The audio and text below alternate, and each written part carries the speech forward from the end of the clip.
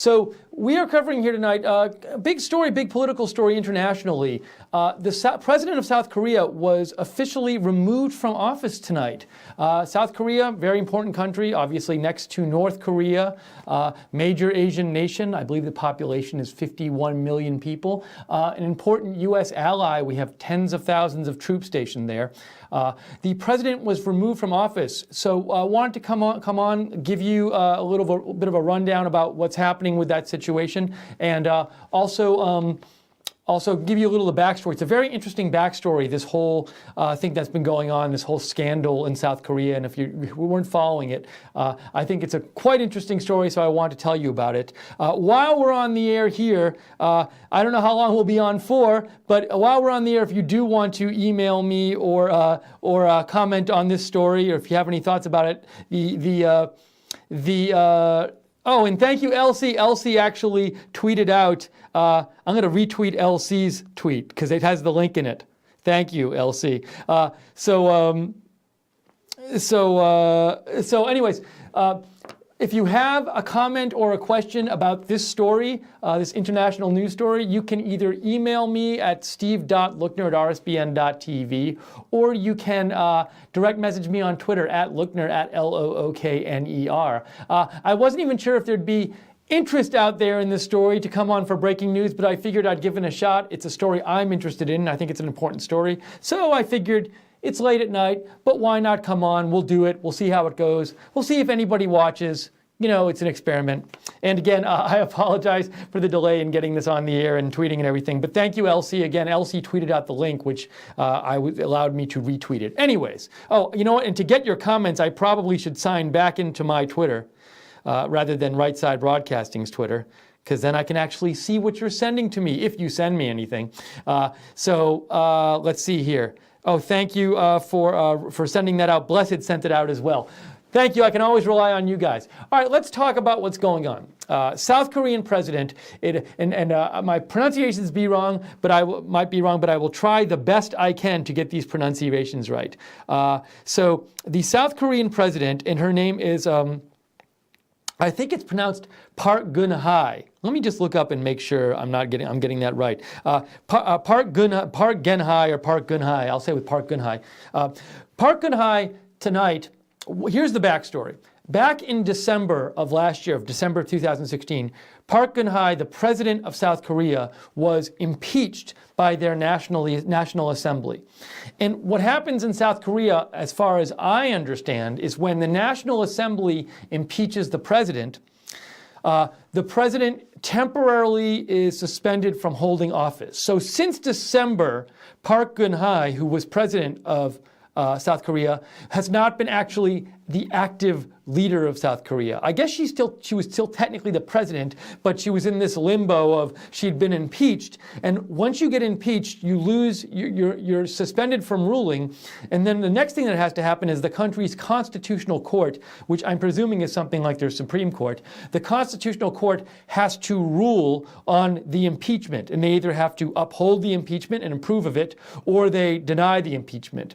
And I guess there's been one other time that I read about where a South Korean president was impeached. I think it was about 12 or 13 years ago, and the National Assembly impeached the president, but then the court, the Constitutional Court, rejected the impeachment, and the president got to stay in office. So in South Korea, what the basic idea of the impeachment process, what it allows to happen is it allows the legislative branch and the judicial branch together, if they agree, to remove the president. First, the legislative branch has to impeach the president in a vote, and then after that happens, the court, the judicial branch, has to approve of the impeachment, upholding it. So back in December of last year is when the National Assembly impeached President Park, and tonight was the night when the Constitutional Court, I don't know if it might have been daytime there. I didn't do all the math. Yeah, I'm guessing it was daytime in South Korea. So today/tonight in South Korea is when the Constitutional Court ruled that they uphold the impeachment ruling, and President Park was officially removed from office. She's the first South Korean president to be removed by impeachment.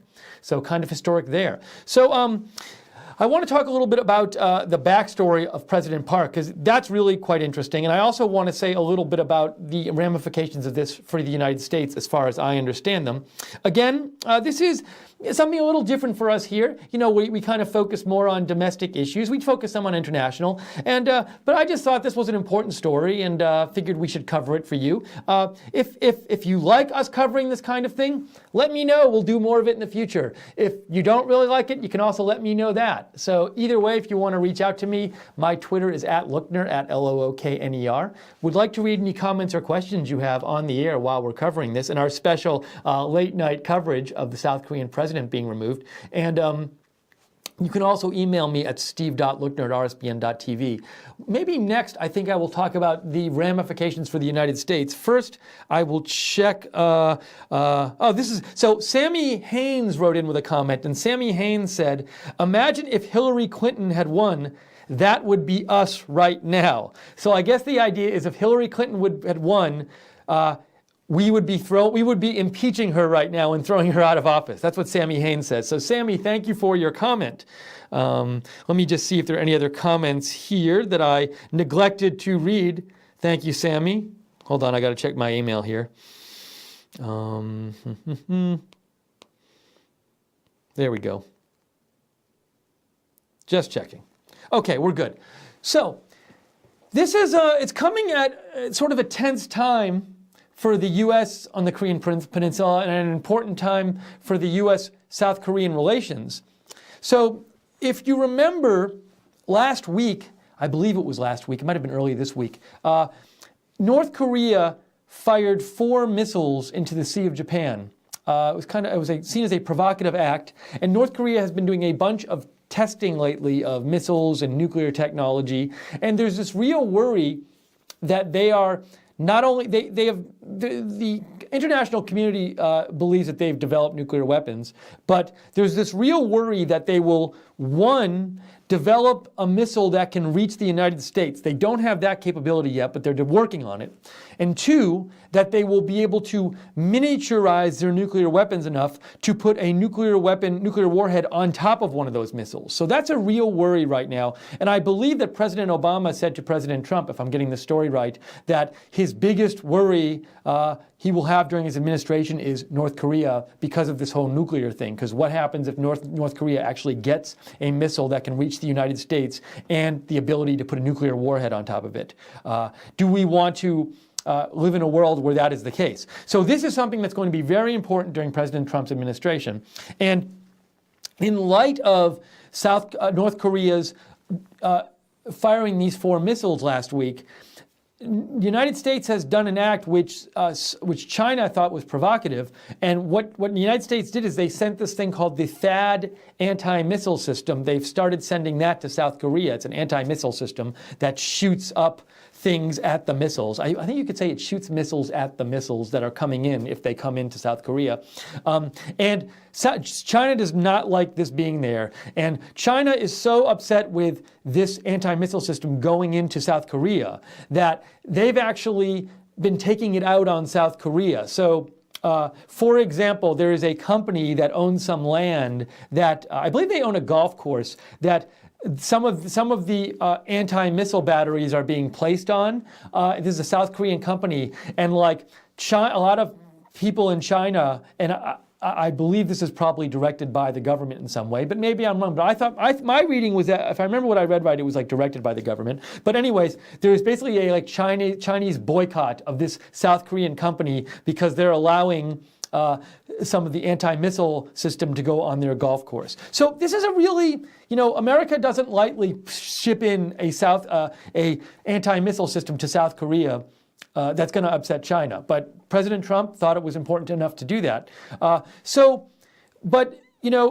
This ruler, President Park, who was just removed, was seen as a hardline ruler in terms of being against North Korea. And from my reading, what people expect to happen, so there's going to be another election now. Now that the president has been removed in South Korea, there's going to be another election in South Korea to fill the presidency on May 6th. And the experts' consensus there is that the winner of that won't be as conservative as conservative in a South Korean sense, as President Park was. And this new president will want to work with North Korea more. So this president, President Park, was seen as someone who wanted to take a hard line against North Korea. But supposedly, it's likely that the next administration there will be wanting to work with North Korea, to negotiate with them rather than taking a more hard line. And it's possible that this might bring that might mean that South Korea becomes closer to, say, China rather than the U.S. So there's this question now of, will President Park being removed and a new administration, new president coming into South Korea, will that result in South Korea being less close to the U.S. And more close to China? Will it make it harder for the U.S. to work with South Korea to, say, put sanctions on North Korea or to take actions against North Korea? That's a really important question. And for example, I had read something tonight about one of the prospective presidents, I guess from what I had read, the favorite right now to be the next president of South Korea, had made a comment that he was not for this anti-missile system that the United States just sent to South Korea. So will that anti-missile system be allowed to stay in South Korea? So this removal is really important, because if President Park had been allowed to stay, President Park was seen as somebody who was hardline against North Korea and a strong ally with United States and President Trump in taking a hard line against North Korea. Now, because this president has been removed, it looks like, if the experts are correct, there will be a new regime, a new president, and a new administration in South Korea that will take a softer line towards North Korea and look towards negotiating rather than a harder line. That's a big difference, and that could prevent some difficulties for President Trump's administration, especially, let's say President Trump's administration sees a lot of development. Say President Trump's administration, through their intelligence sees North Korea is getting really close to intercontinental missile. North Korea is getting really close to be able to have a nuclear weapon that's small enough, nuclear warhead that's small enough to go on the intercontinental missile and reach the United States. Maybe at that point, President Trump considers military action of some sort against North Korea to prevent this from happening. And that's a big deal if that happens. And President Trump's administration has said they're not taking any options off the table. But it would presumably be easier to do that kind of thing, a military action, if you had a hard-line South Korean administration that was more open to military action, rather than a South Korean administration that did not want such military action and was not as open to it. So perhaps it will present some difficulties to President Trump if he wants to, say, take some sort of military action in the future against North Korea to prevent them from getting nuclear weapons and getting not nuclear weapons, getting nuclear missiles that can reach the United States. So this is a really important event, and we'll have to just see how it plays out in South Korea over the next couple weeks and couple months. We'll see what happens.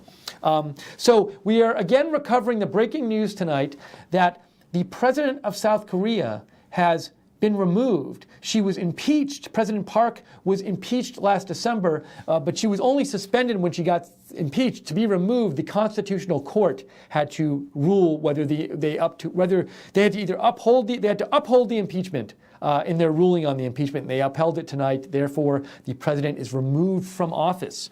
And I haven't even gotten into perhaps the most interesting part of this story, in one sense, is the whole backstory of why President Park was removed. So I'm going to get to that in a second. Maybe I should have said that first.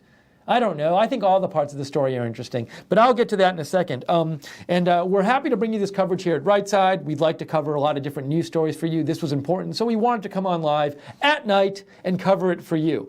If you want to reach me at all during this broadcast, feel free to direct message me on Twitter. I'm at Lookner, Lookner, or you can email me at steve.lookner@rsbn.tv. And perhaps you just have some thoughts on the situation with North Korea in general, because that's very relevant to what's going on in South Korea now. What do you think our approach to North Korea should be? Are you worried about them getting a nuclear missile that can, a long enough missile that can reach the United States with a nuclear warhead on it?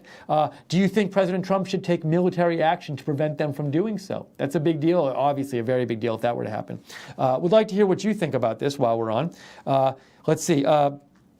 Liza asks, when do you sleep? Well, it's only 10:20 p.m. Central Time, so it's not too bad. Okay, real question. What now after impeachment? So, Liza, what happens now is the president is officially removed, and on May 6th, there is an election in South Korea to elect a new president. So that's what happens next. I'm sure there's some kind of provision in South Korea for some interim government right now. I'm not sure what that is. Maybe maybe there's a vice president or something, somebody who takes over at this point. Somebody's been ruling the country the last few months because as of December, President Park was suspended from ruling. So I'm guessing perhaps whoever was ruling the country the last couple of months stays ruling until the election. That's my best guess. Somebody, feel free to write in and correct me, however, if I'm wrong about that, which I very well might be.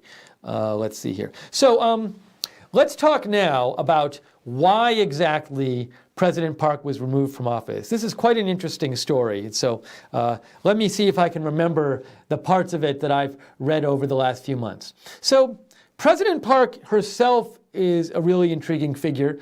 President Park's father was the president of Korea from South Korea from 1961 to 1979. So Korea itself split up after the Second World War. That's when it split into North and South Korea. And North Korea basically ever since then has been this, totalitarian regime, whereas South Korea had a very strong military leadership. And only in the last, say, about 25 years or so, if my memory is correct, it's been more democratic. But it was not totalitarian like the North Korea was. So, but anyways, President Park, her dad ruled South Korea from 1961 to 1979. And I might be screwing up these details a little bit on the way. I'm doing my best to recall them. So if I get them a little wrong, feel free to write it and correct me again. But anyways, what happened is President Park, when she was a child, her mom originally got assassinated. I believe it was in 1974. It was a few years before her dad got assassinated. But what happened is there was an assassination attempt on her dad, who was the ruler of South Korea. And her mom got killed in that assassination attempt. And basically, when she was 22, when that happened, Park Geun-hye, who was removed tonight from office, she wasn't president then, but when her mom was assassinated, her dad, who was president, stayed president, but basically Park Geun-hye at 22 became like the first lady of South Korea at 22.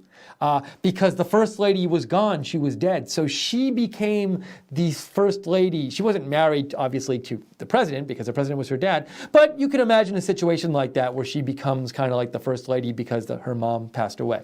So that's one thing that happened, is she became the first lady at 22. And then 5 years later, her dad was killed. So she lost both her parents at a young age. After she lost her parents, she was befriended by this guy, and I want to get you his name, if I can pull it up here. This is important to our story as we go tell the story of Park Geun-hye, who got removed from office tonight. This person was, can I find the name of this person? Let's see. I'll give myself a second. I really want to find it. Hold on one second. I'm checking one more other article here. Let's see. Let's hold on one second. Maybe I won't be able to find it. One more check. This has been the most exciting part of the broadcast so far, has it not, people? Well, I can't find it. Anyways. So there was a guy, one other name we need to know. So we have President Park, who was removed tonight. President Park was removed because she had these dealings with this lifelong friend of hers named Choi Soon-sil. Choi Soon-sil. We'll talk more about Choi Soon-sil in a moment. But the story is this. President Park, when she was a child, again, her dad was president, Her mom got killed while her dad was president, so President Park Geun-hye became like the first lady of her country, of South Korea, at age 22. Then 5 years later, her dad got assassinated. So her parents are both gone. At that point, she was befriended by this religious, I've heard him described as a cult leader, as a shaman, but he's definitely a religious leader, but I can't really speak, I'm not an expert in this person, so I will just say this is how I've heard him described, but a very religious person. And he became friends with her after she had lost both her parents. And this guy is the father of Choi Soon-sil, who is wrapped up in the story that we're going to tell.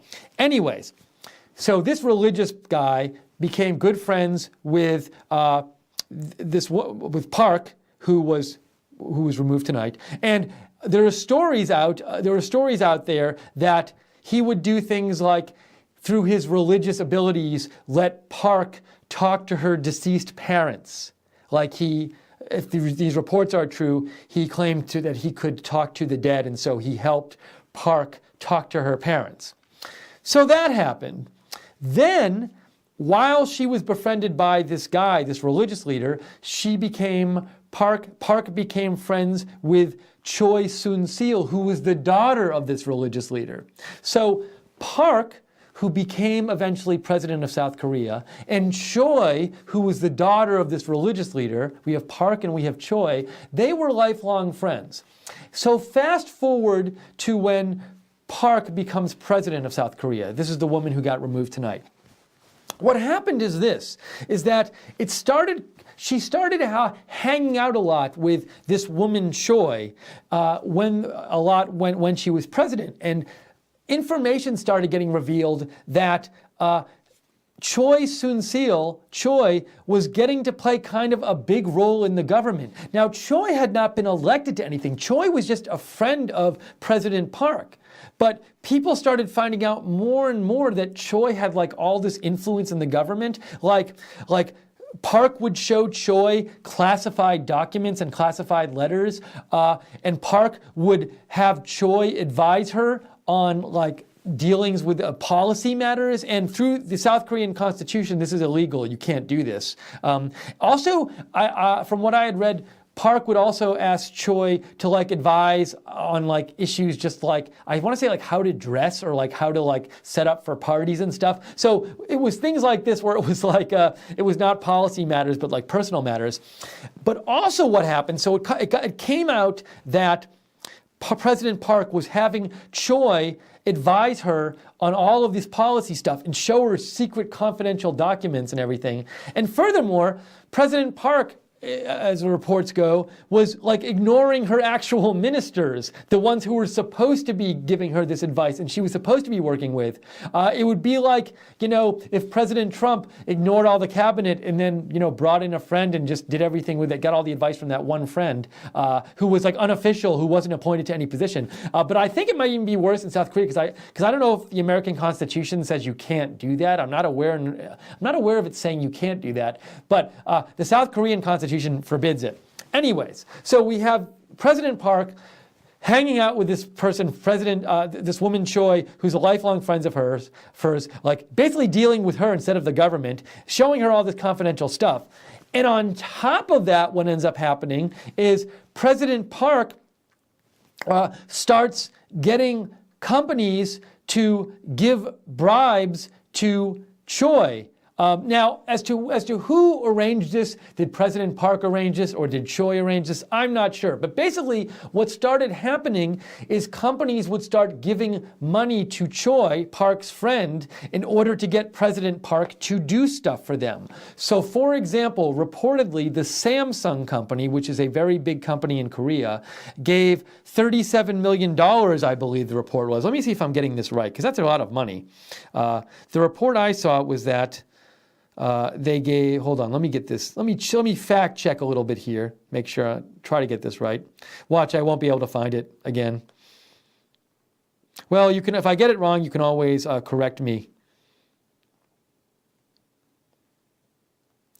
All right, so I believe the figure was, hold on one second here, Samsung. I'm not finding the money figure, I'm sorry.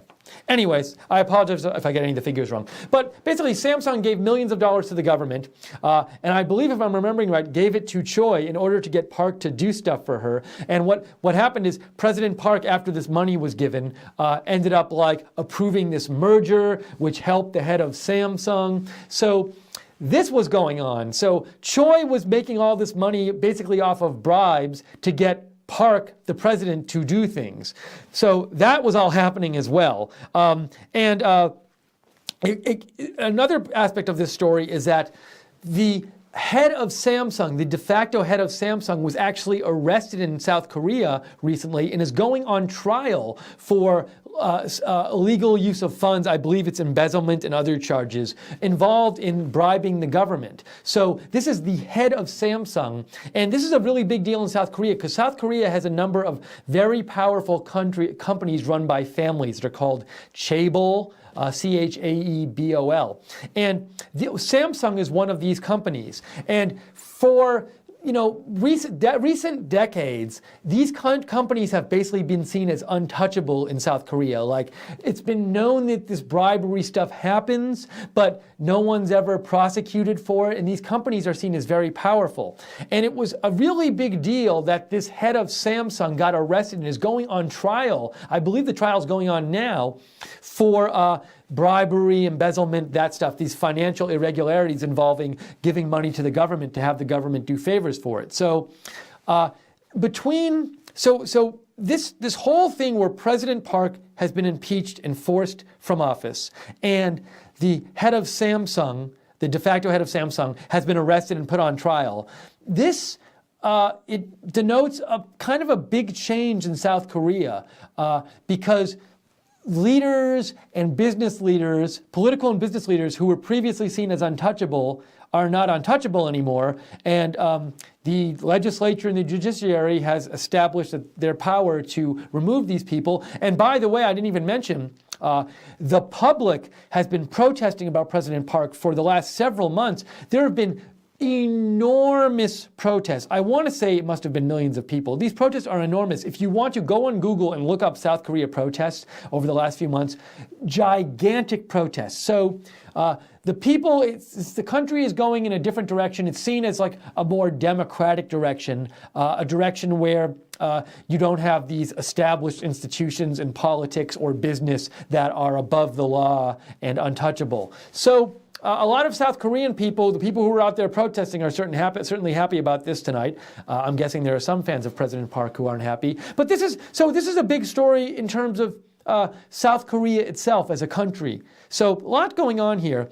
But anyways, so that's basically the story of South Korea as I can best recount it recently as President Park. I am by no means a South Korean expert, so I apologize that my story was not as detailed or as good as a, say, professor of South Korean history could have given you, or South Korean politics. I did my best, but if you want to read more about it, there's actually a bunch of interesting stories. I would recommend if you're interested in this, go find some stories about the relationship between Choi Soon-sil, who is the friend of President Park, and Choi Soon-sil's dad, who's the religious, some people call a cult leader, who was friends with President Park. There's a number of stories. Oh, here's another story. Like, there's a bunch of details, and I don't know all the details. I forgot to say this. So I mentioned how Samsung was giving the government money and giving the friend of President Park money to get President Park to do stuff. One of the things Samsung did is they gave Choi's daughter a $900,000 horse.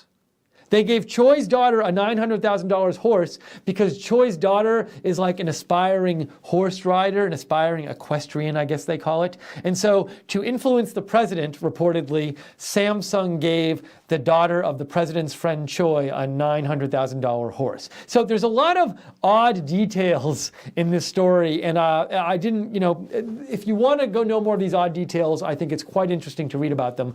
Go search, South Korea, Google South Korea President Park, Choi, her friend, and weird details or whatever, and you'll find stuff. So Anyways, that's what's going on. Some of you have written in some messages. I appreciate you writing in. So let me read some of your comments.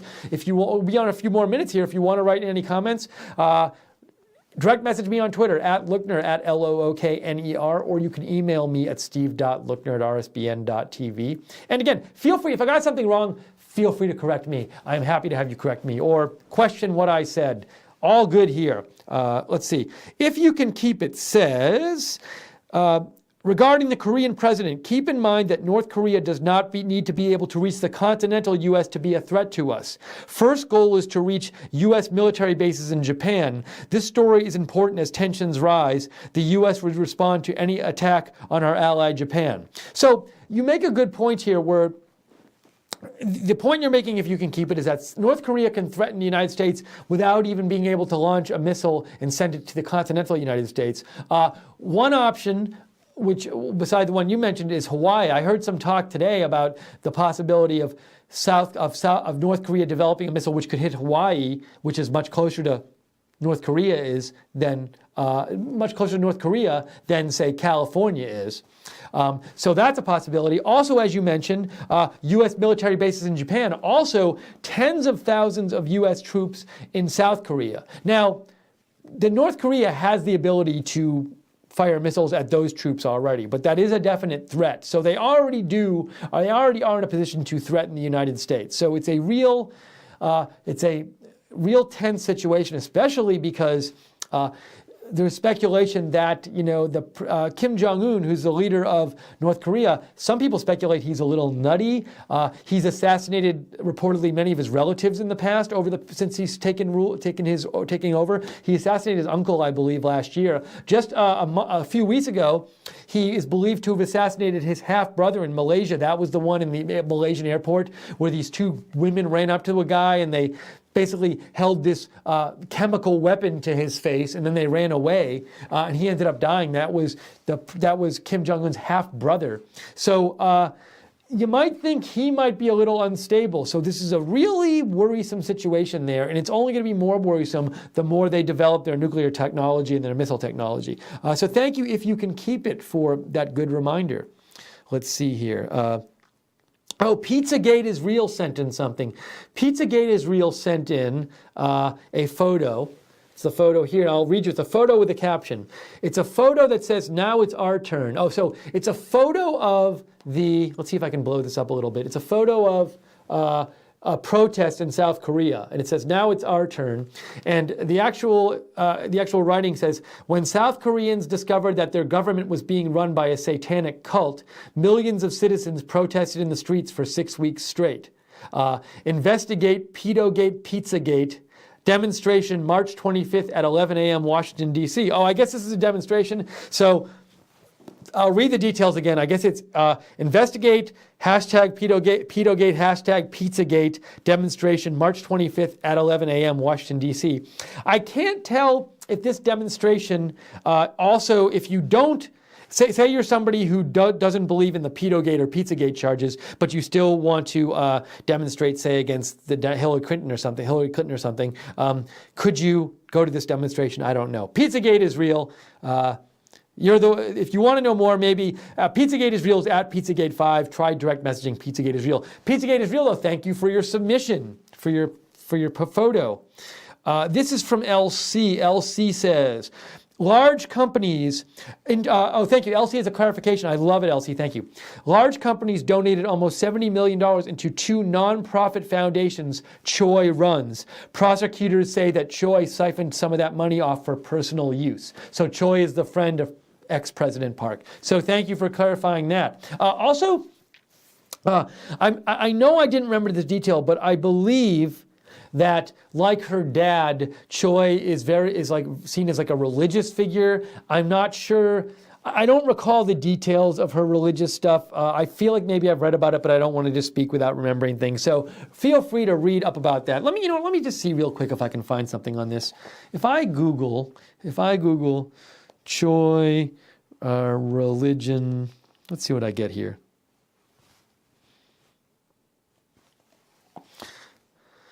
So this is an NPR article, and it says, where is it here? There's this thing about the horse. There's the thing about that. No, I can't find anything about Choi's religious stuff. Anyways, I would encourage you to read up on this stuff. It's really interesting reading. Let's see if there's other comments from people. Thank you, LC, for your clarification. I appreciate it. This is from Heavenly Pancake. Heavenly Pancake says, oh, it's a picture of this program.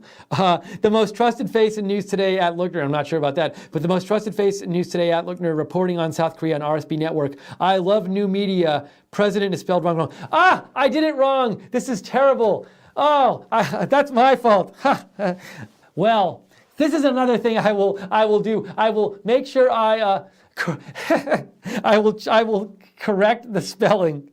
I will spell check. So I came in today, and right before I got on and I typed that in, and I did not spell check. So how terrible. Well, I've learned a lot of lessons here tonight. I've learned to spell check my captions, and I've learned to tweet out before I get on the air that we are on the air. So wow, that's really terrible. I want to get up and go correct it, but it's been there, so I'm going to leave it there. My apologies, everyone. Heavenly Pancake, thank you. It's new media. What can you say? That's terrible. How awful about that. Wow, I'm sorry. Well, again, it's a learning experience. Pizzagate is real, says anyone is welcome at this rally on the 25th in D.C. at 11 a.m. So write to Pizzagate is real for more about that. Okay, so basically let me just check my email real quick and see if anybody emailed in. I think we're good though. Oh, no, we got a couple emails in. Wow, and again, I apologize that I misspelled president. Was not intentional, believe me, you. How terrible. Hold on. So I'm getting a couple emails here we got from people. Let me just open this up. For some reason, my email is being fidgety here. Jason Thornton says, thanks for staying up late and bringing us breaking news, wondering how all this will affect President Trump's policy relations with South Korea. And thank you, Jason, for the email. Jason's the sign guy. He comes to rallies and holds up a sign. Jason, maybe you'll be at the Nashville rally? We'd like to see you there if you're going to be there. President Trump is holding a rally in Nashville next Wednesday, by the way. We are planning on being there. I am planning on being there along with other people from Right Side. If you're there, come by and say hi, please. So, Jason, I talked about this a little bit before, but expert opinion says that the next president of South Korea will be less hardline towards North Korea and more wanting to negotiate and give North Korea a little, and rather than doing the whole sanctions and threatening military action, do the whole negotiating thing. It's sort of like the good cop rather than the bad cop routine. And that's what I've heard. And I've also heard that the next president very well might not want this anti-missile system, which we've just been shipping in to South Korea. The next president might not want it to be there, so we'll see what happens there. And the next president also might be a little more close to China and less close to America. So all of this might affect the policy. It's very important what happens next. It's very important that President Park got removed and that President Park is going to be replaced by somebody who might be a little less hard line on North Korea. So we'll see what happens. Good question, Jason. We will be watching out for this. Another message. This is from White Paw. White Paw says, do you think we could ever have peace with North Korea? That's a great question. So it's very complex. First of all, I think I don't think you'll have peace with North Korea with Kim Jong-un running it so at least with Kim Jong-un running it, it's not going to happen.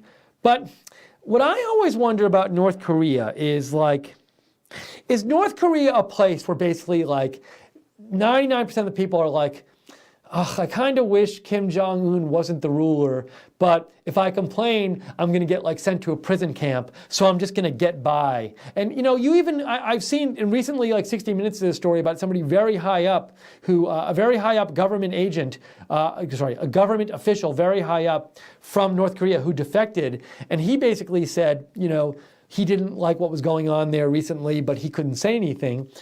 So if it's the case that it's a place where, except for the very high leadership, a lot of people would be cool with things if the leadership was gone, then there could be peace with them. But the other issue there is it's a totalitarian system, and the education of people is controlled, and the mass media is controlled, and for all you know, a lot of people, maybe, for all you know, the majority of people who live there have been brought up and educated a certain way to say hate the United States and hate the West and see us as their enemy. And if people have really been brought up that way and educated only that way, then it might be harder for there to be peace. And so I think the question as to whether there could be peace with North Korea, one big question I have, that to answer that question, I think you need to know the average people in North Korea. How do they feel about the United States? Are they secretly like, this kind of stinks, I wish we were more free, but if I say anything, I'm going to get punished for doing so?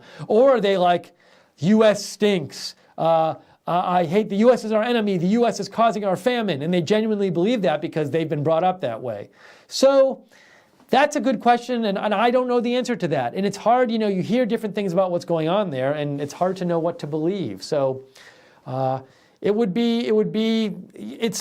that is something though, look, it's certainly possible. We've seen this kind of thing happen where, say, Kim Jong-un, if you woke up in 3 weeks and you read like there's been a coup and in North Korea and they've taken Kim Jong-un and a couple other leaders hostage, or they've killed them or whatever, not that I wish killing on anybody, but I'm just saying, if this were to happen, it doesn't seem like it's impossible. So the situation in North Korea does seem like one of those situations like there possibly could be a gigantic change in the world based on what happens there.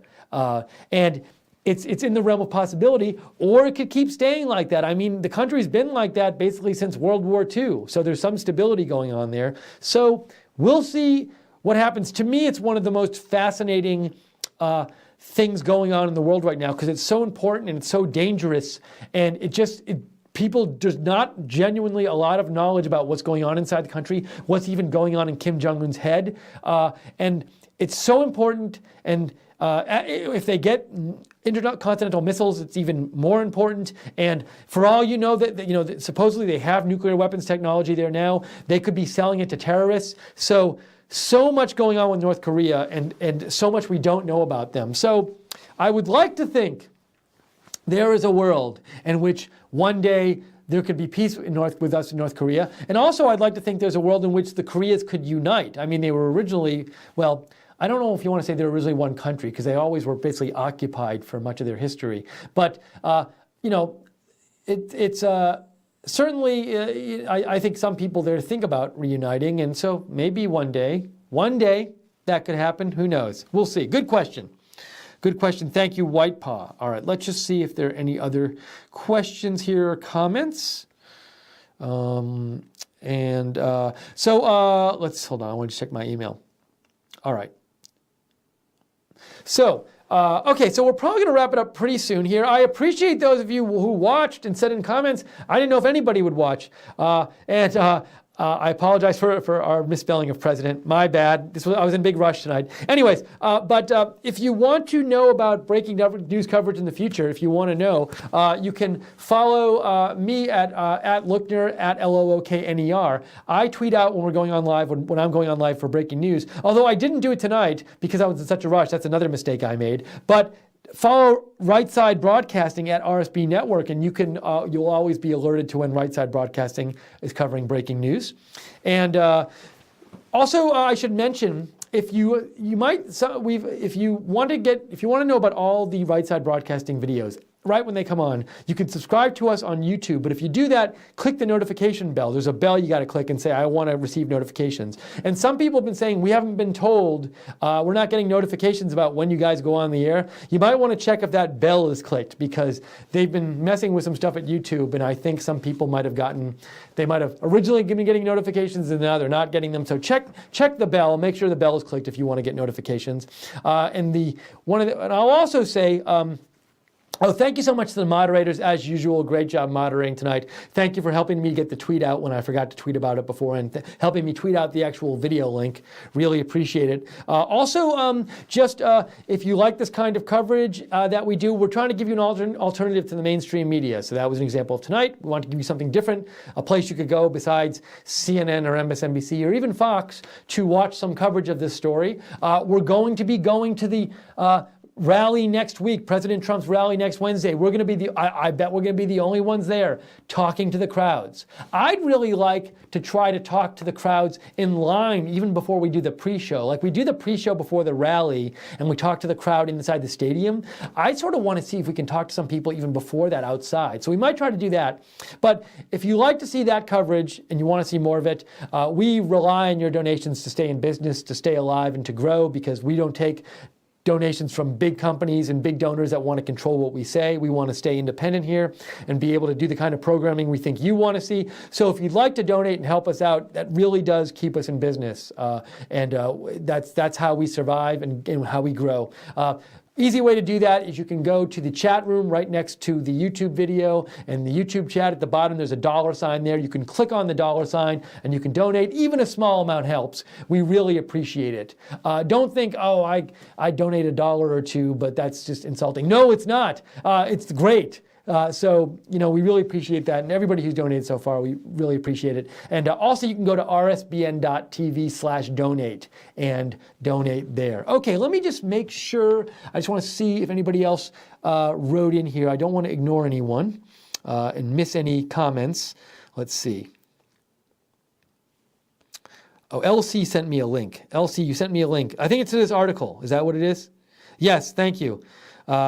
Yes, I've been looking at that as well, LC, and I will look at that actually after too. So thank you for sending it to me. And let me just check my email one more time. Okay, we're all caught up. All right, well, I hope you have enjoyed our breaking news coverage of President Park being removed as the president of South Korea. I'd be interested in knowing if you did enjoy it. Because again, to repeat, I was like, well, I'm interested in this story and I think it's important, but maybe, our audience is not that into it. So if you'd liked us, if you were into it and you want us to see more of this kind of stuff, like international stuff, or if you weren't that into it and you're like, hey, stick to the domestic stuff, we're here to serve you. So feel free to let me know what you think. Direct message me at Lookner on Twitter, at LOOKNER. Would love to hear your feedback either way. I am aware that president is spelled wrong, so don't tell me that because I know I'm embarrassed about that. I was in a rush. I am aware that at the start of this broadcast, there's like 30 seconds when I'm fuddling around. This will be fixed. We're learning. I'm learning. So, but I really do appreciate you joining me tonight for this special late night breaking news coverage. And we are committed here at Right Side Broadcasting to giving you breaking news coverage whenever it happens and giving you an alternative to the mainstream media. So I'm about to sign off, just doing one more check here. I hate when I sign off and then somebody sent a message and I was like, oh, I didn't get a chance to get to that message. Okay. So anyways, have a great night tonight. Tomorrow we will be back. If there's Sean Spicer has a briefing tomorrow, we will carry it. I'm not sure yet if he is. We are definitely carrying President Trump's rally next Wednesday at 6:30 Central from Nashville. Looking forward to that. And our shows will be on tomorrow night. Wayne Dupree, Nick Fuentes, and Mike Cernovich. You can watch all those. Anyways, for now, I am Steve Lickner. Thank you so much for joining me tonight. Appreciate you being with me. I hope you found this helpful and entertaining and informative. That's the goal.